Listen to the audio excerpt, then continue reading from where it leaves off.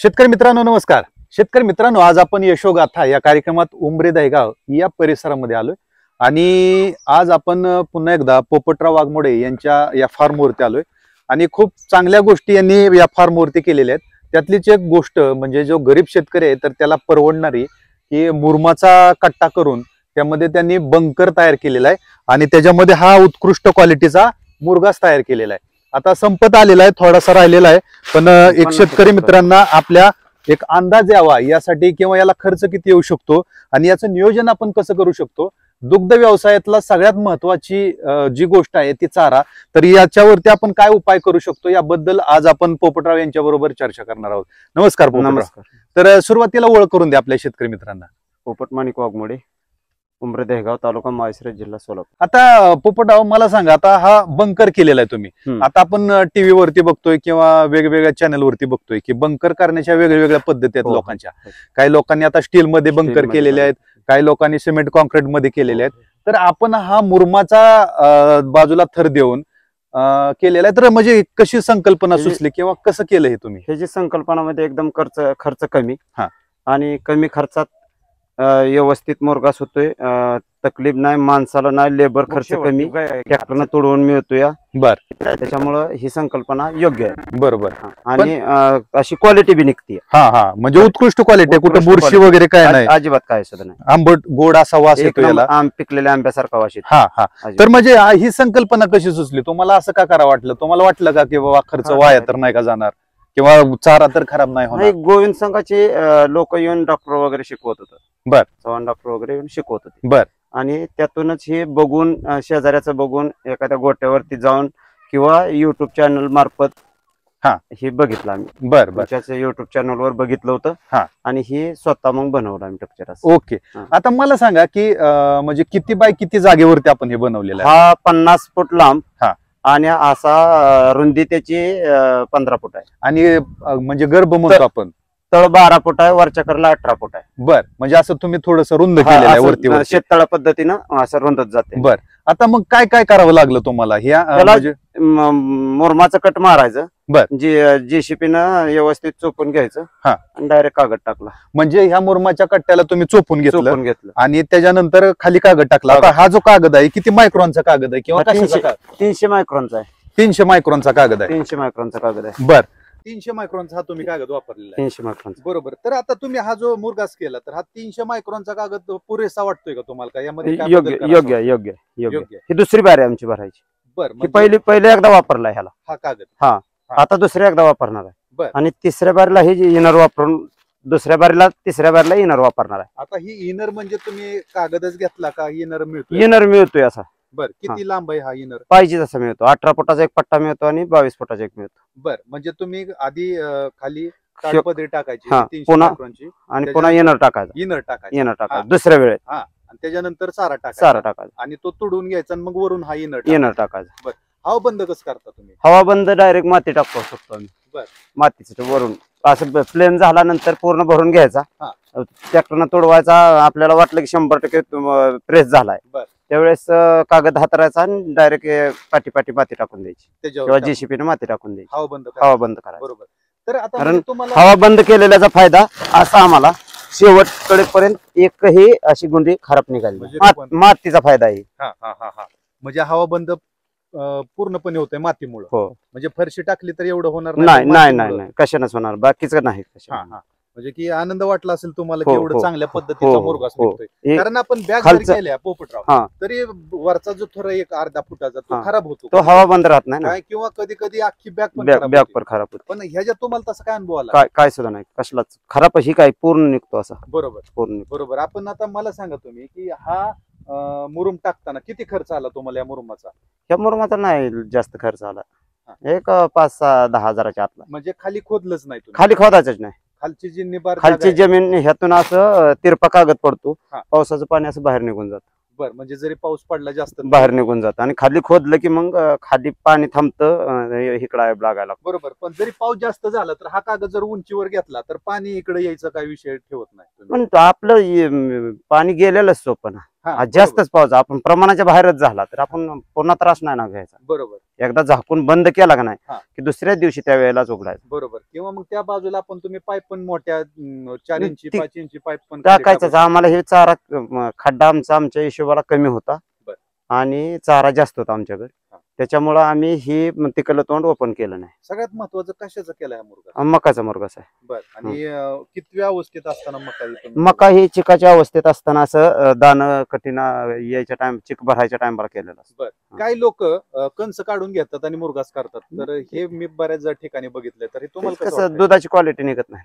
हा. दुधाची क्वालिटी निघत नाही. बरोबर. एक चारा म्हणून झालं हा. आणि खर्च करायचा तेवढाच करायचा आणि दूध मिळत नसलं तर मग ती खर्च करण्याला किंमत राहत नाही. बरोबर. हा. म्हणजे की कुठली गोष्ट परफेक्ट परफेक्ट केली तर त्याचा मोसम राहतो, पुन्हा करू वाटतं. जर आपण नुसता चारा म्हणून करायचं असं भाकड जनावर राहते ना आपल्याकडे, चांगल्या क्वालिटीच्या जनावरला हीच क्वालिटीचाच मुरघास पाहिजे. पूर्ण बरोबर, कंस पूर्ण कंस. आता ह्याच्यात किती बसला, किती एकराचा? आता 2.5 एकरातला मुरघास बसला. 2.5 एकराचा? 2.5 एकर मोठी मका. बर बर. आणि म्हणजे की तुम्ही ज्यावेळेस केलं ती एकाच दिवशी केलं का की दुसऱ्या दिवशी हवा बंद केला होता. बर. म्हणजे पहिल्यांदा तुम्ही टाकला, आज टाकून दुसऱ्या दिवशी हवा बंद केला होता. बर. म्हणजे लगेच गडबड केली नाही तुम्ही? नाही, दुसऱ्या दिवशी बंद करायला काय अडचण नाही. हा हा. कारण तेवढं मग लेबर ते सगळं जुळलं पाहिजे. बर. हा. तुम्ही कशानं केलं ते, म्हणजे कटिंग सगळं? कटर मशीनच केलं सगळं. कटर बर. मोठ्या ट्रॅक्टरच्या कटरनं हा. आणि डम्पिंगनं भरून येत होतं बर. डायरेक्ट. हे तर स्पेशल ट्रॅक्टर तोडवायला होता. मग आता ट्रॅक्टरनं तुडवल्यानंतर हवा बंद झालं का सगळं? हो, हवा बंद. बर. असं कठीण वाटायला लागलं हा. त्यावेळेस मग प्रेस झाला 100% असं वाटल्यानंतर आपल्याला ते कागद टाकून घेतलं वरनं. बर बर. आता हा सगळ्यात महत्वाचा घटक आहे आपल्याला हो दूध हो व्यवसायात. हो. तर इतर चारा आणि हा मुरघास, म्हणजे इतर चारा म्हणजे आपण नेपियर आणून टाकतो, हा. मका ओली आणून टाकतो. कसं होतंय, कडवळ हे जे चारा आहे त्यात पाण्याचं प्रमाण जास्त हा. असतं आणि तो चारा फक्त 55% मानतो गायसाठी. आजची आज वैरण आणून टाकली आणि हा जे आहे तो 85% मानतो. ह्याचं पूर्ण पाणी पूर्ण शिजून निघालेलं असतं, त्याच्यामुळे गायला एकदम ही पचायला राहताला एकदम सोपा जातो. बरोबर. त्याच्यामुळे हे योग्य आहे सगळं. काय फायदा जाणवला तुम्हाला मुरघास ह्यात दूध वाढतं की अगदी गाय फ्री राहते अशातला विषय राहतो की आपल्याला चाऱ्याचे पैसेच राहत नाहीत, पडत नाहीत. हा. असा विषय. बर. आता हे किती दिवस झालं तुम्हाला पुरतंय? ह्याला 20 तारखेला काल 2 महिने, उद्या 20 तारखेला 2 महिने एवढ्याला होणार आहेत. बर. अजूनही इथनं पोहरा आपला तेवढाच आहे. बर. म्हणजे 4 महिने तुम्हाला? 4 महिने 3 महिने 3.5 महिने तर नीट चालत. आता एक वेळेस देताय का 2 वेळेस देताय तुम्ही? दोन्ही टायमाला 50%. हे. दोन्ही टायमाला 50%. म्हणजे घरची बाकीची वैरण 50% आणि ह्याच्याबरोबर mix वाळली, ऊस, निपियर काय असेल हे कडवाळ मकवान 50% आणि मुरघास 50% दोन्ही टायमाला. बर बर. पण हे म्हणजे तुम्हाला खर्च खूप कमी झाला. किती खर्च आला याला? या कागदाला असेल? कागद 14,000 आहे. म्हणजे खाली टाकणार का दोन्ही कागद 14,000. आता हा इनरचा किती खर्च आला? इनर एक 1,500 रुपयाला बसतो. पहिल्यांदा ज्यावेळेस तुम्ही केला त्यावेळेस इनर टाकले ना? कायच आवश्यकता, नवीन कागदच फ्रेश असतो ना. हा. मग त्यांनी काय मुरघासाच्या एक क्वालिटी ह्या मुरघासापेक्षाही पहिला 1 नंबर झाला होता. मग आता तुम्ही काय इनर वापरला दुसऱ्या वेळेस? ही कसं वैरण फिट झालेली असती. हे फिट वैरणीनं टिकावानं खांताना गडबडीत हिला जास्त वेळ उघडी ठेवायची नाही. त्याच्यामुळं स्पिन न काढून लगेच हवा बंद करावी लागते. त्याच्यामुळं टिकाव वगैरे लागतो. तुम्ही आता चांगला मुद्दा मांडला की तुम्हाला गडबडीत हे काढावं लागतं. तर तुम्ही कसं काढता? म्हणजे आम्ही हे अशी या सगळ्या बाजू काढता तुम्ही? आपल्या गायाचं प्रमाण जास्तच असावं. जे आपला 12 फूट 14 फूट रुंदी आहे 4 बोट का धरणा, पण पूर्ण टिकावाची फणी धरलेली कडला तळाबरोबर न्यायची. ती अशी पुढं मागं सारायची नाही. बर. म्हणजे की सरळ भिंत कायम अशी पुढे सारत न्यायची. बर बर. म्हणजे त्याच्यामुळं आपल्याला खराब होणारच नाही. खराब होणारच. बरोबर. तर आता किती देताय तुम्ही वैरण? म्हणजे किती एका गायला देता? आता ह्यातला एका गायला 15 किलो दिवसाला 15 ते 20 किलो पर्यंत पडतो. बर. 15 ते 20 किलो. 20 किलो पुरेसा आहे? पुरेसा. किती लिटरची गाय आहे तुमची? गाय आपली सगळ्याच 30+ काय आहे त्या. बर. आणि 25+ बऱ्याच आहे त्या. पहिल्या आताच्या कालवडीला सुद्धा 22 लिटर 25 लिटर पर्यंत पिळली. पहिल्या व्यताच्या कालवडीला सुद्धा पिळली.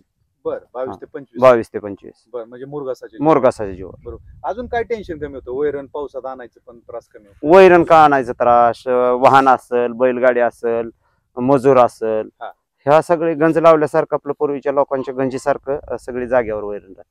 बरोबर. आणि तुम्ही वैरण बिनधास्त घरची वैरण आपली टाकायची. वेळ असेल नसेल, कार्य घरी असो किंवा नसा, कार्य असेल कोणाचं काय, अशा अवस्थेत ही 1 नंबर पडत. बर बर. आता मला सांगा, तुम्ही जर शेतकऱ्याला हे करायचं असेल, हा. एखादा सामान्य शेतकरी असेल, त्याच्या घरी 5-6 गायी आहेत हम्म. आणि त्याला कधी विकतची वैरण असते, कधी घरची वैरण असते, हो. तर त्यांनी कसं नियोजन करावे? रुंदी कमी केली का नाही हा. तर पूर्ण पट्टा तुटल्या जातो. म्हणजे की जे तुमची जी ज्यावेळी आता- गायी कमी असतील तेवढी रुंदी कमी ठेवायची की हा. ट्रॅक्टर मग छोटा ट्रॅक्टर वापरावा हा, लागेल. हा, 50% जागा भरून येतो जेवढी रुंदी वाढली तिथनं वर मोठा ट्रॅक्टर चालेल, बरोबर. पण तिथनं खाली बी छोटा ट्रॅक्टर, कारण प्रेस होत नाही हा, हा, हा. त्यासाठी छोटा म्हणजे ट्रॅक्टर. सगळ्यात महत्वाचं प्रेसिंग होणं प्रेसिंग महत्वाचं होणं आहे. जर पहिल्यापासून. तुम्हाला हे टिकवायचं असेल जास्त हो, दिवस. पहिला डम्पिंग टाकल्यापासून ट्रॅक्टर चालू. कितव्या दिवशी काढलं तुम्ही हा मुरघास? हा काढला की 60 दिवसानं काढला. 60 दिवस. 60 दिवसानं कितव्या दिवशी काढावा तुमचं? शक्यतो 40 दिवस ठीक. हा. 40 दिवसात म्हणजे 45 पक्व दिवसात होतं, 100% पक्व होत. बर. आता मला सांगा की एवढ्या गायी आहेत, आता तुम्ही एकच बंकर केलेलं आहे. हो, एकच मग आता हा संपल्यानंतर तुम्ही कसं नियोजन करणार पुढचं? आता आमची तोपर्यंत मकाच काढून मुरघासच होणार, ह्याच्यात कारण 2 महिना अजूनही मुरघास संपत नाही आमचा. बर. आणि हा 2 महिने हा. 3.5 आणि 4 महिना 2.5 एकरातली वैरण चारा जात असल्या आता पुन्हा मका आलेल्या मकांचा अजूनही मुरघास होतोय. मग ह्याच खड्ड्यात टाकणार का दुसऱ्या? ह्या खड्डा आमचा आता असं 2 खड्ड बनवायचं चाललंय की एकाला एक चिटकून, म्हणजे 3 भिंतीत 2 खड्ड होते. हा. कमी जागेत चारा जास्त राहील, बरोबर. एकातला घालता येईल, एकातला बंद राहील. हा, म्हणजे तुम्हाला कंटिन्यू हा Continue मुरघास गायींना 100 देता येईल, म्हणजे द्यायचं. तुमच्याकडे खंड पडणार हो, नाही. द्यायचं. बरोबर. तर साधारण काय खर्च होतोय तुम्हाला टोटल सगळा मका? तुम्ही आता म्हणता 2.5 एकराची मका. हो हो, 2.5 एकराची मका ह्याचं गणित काढलंय का तुम्ही की हे 100% गणित काढलं. 100% कसं कसं गणित आहे? ह्याचं गणित, हा 1 नंबर मुरघास, 1 नंबर किरळी, हा. आणि रान, ट्रॅक्टर, मका, बियाणं, औषध, आळीचं औषध, मजूर, ट्रॅक्टर, तुडवायचा ट्रॅक्टर, आणायचा ट्रॅक्टर, हे पूर्ण आपल्याला ₹1.50 किलोनं घरपोच मिळतो. बर. म्हणजे 1-1.5 रुपया तुम्हाला खर्च होतोय. ₹1.5 आपल्या गायला आपण फक्त खांदूनच आता काढून न्यायचा आणि ₹1.5 खर्च 1 किलोला येतो. बर. म्हणजे टाकणंच टाकायचाच, गायलाच टाकायचा स्वतःने. 1.5 रुपयात. आणि तिथं आपल्याला शेतातली दारी धरायचा खर्च धरलेला नाही मी फक्त. बर. म्हणजे ती मजुरी वेगळी आपली. ₹1.5 मला हे पूर्ण तयार झालाय, कागद सुद्धा धरलाय मी. आता 1.5 रुपये किलोने तुम्हाला उत्कृष्ट पद्धतीचा मुरघास गुरांना मिळतोय. हो, बरोबर. हो. आता ह्या 1.5 रुपयामध्ये उत्पादन किती मिळतंय दुधातून आपल्याला? ह्या दुधातून एका गायला कमसे कम 4 लिटर तरी दूध वाढतं, मुरघास असेल तर. म्हणजे मुरघास असण्याचा फायदा असा आहे की गायचं दूध पण वाढतं, दूध वाढतं, आरोग्य चांगलं राहतं. तब्येत वाढती. हा. सगळीच गाय. आणि खाद्यात फरक नसल्यामुळं गायची आरोग्याला ज्या काय कटकटी आहेत त्या कसं सगळ्या- होतं, आपली जर शेतातली वैरण असेल हा. तर आज चालू केलेली वैरण 20 दिवसात, महिन्यात संपती. हा. त्यावेळेस दुसरा फळ लागतो, त्यावेळेस कवळी मिळते, त्याचं मॅचिंग होत नाही, जनावराला सूट होत नाही. हा. त्याच्यामुळं हा जे होतो ती वर्षभर एकसारखा चारा मिळू शकतो गायला. हा, म्हणजे आरोग्याच्या त्याला कुठल्याच तक्रारी हा. जाणवत नाही. आणि रोज उठून चिडचिड करून ती आणून बी गायला त्रास आहे. हा हा हा. पचनशक्ती, पहिला जुना चारा असतो, परत कवळा घालायचा 10 दिवस, पुन्हा 10 दिवस निभार Variation होतो. असल्यामुळं Variation परत मग 100%. ते त्रास होतोय हा, गायला. आणि पचन. आपल्या धंद्यावर परिणाम धंद्यावर होतो. परिणाम म्हणजे एवढं सगळं कष्ट करून हो. शेवटी नुकसानात जातोय आपण. बरोबर. आता हे शेतकरी मित्रांना काय सांगत तुम्ही की कट्ट्याचा मुरघास, म्हणजे कट्ट्याचा तुम्ही बंकर केलेला आहे हो. आणि त्याच्यामध्ये मुरघास केलेला आहे, काय सांगाल शेतकरी? ही शेतकऱ्यांनी एकदम कमी खर्चात 1 नंबर चारा, विना टेन्शन चारा, हा. आणि दूध वाढते, गायची तब्येत वाढते, सगळ्या गोष्टीने एकदम चांगली. बरोबर. आणि ही मक्याचा एकदम कणस मोडून करण्यापेक्षा जर कणसासह केला तर सकाळी 1 किलो आणि संध्याकाळी 1 किलो पशुखाद्य कमी दिलं तरी गायला दूध जास्त निघते. बरोबर. म्हणजे त्यात पशुखाद्याची- हे आपला फायदा होतोय, हा, खर्च कमी होतोय. खर्च कमी होते तिथे. बरोबर. याचा आता खर्चाचा आपल्याला 1 एकराचा खर्च सांगतो तुम्हाला. हा. 1 एकर रानाला नांगरून फणून मका टाकायची, ट्रॅक्टर खर्च एक कमसे कम आपल्याला 5,000 रुपये येतो. बर. 3 पिशव्या मका टाकली चांगली क्वालिटीची 1700 रुपये दरम्यानची, तरी 5,000 रुपये खर्च बियाणाचा येतो. बरोबर. 10,000 रुपये होते. हा.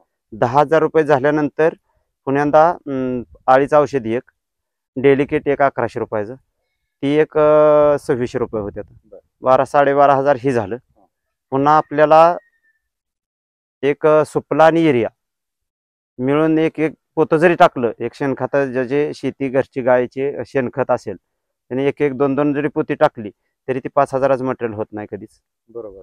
हा, एक 2,000 रुपयात आराम मटेरियल भागून जातं, बरोबर. कारण खतात जमीन आमची जास्त असते. हो. हा, त्याच्यामुळं ती एक 14,000 ती होते आता. हा. आणि 14,000 ती झाल्यानंतर आपला ट्रॅक्टर कुट्टीचा आणि मजूर ही एक 11 ते 12,000 रुपये ती एकर काढून पोच करते ती घरी. हा. आणि 12,000 रुपये ती गेल्यानंतर ही टोटल 26,000 होते ते म्हणजे एकराचं एकराच बजेट चालले. हो. 26,000 रुपये माझं तसं गेलं.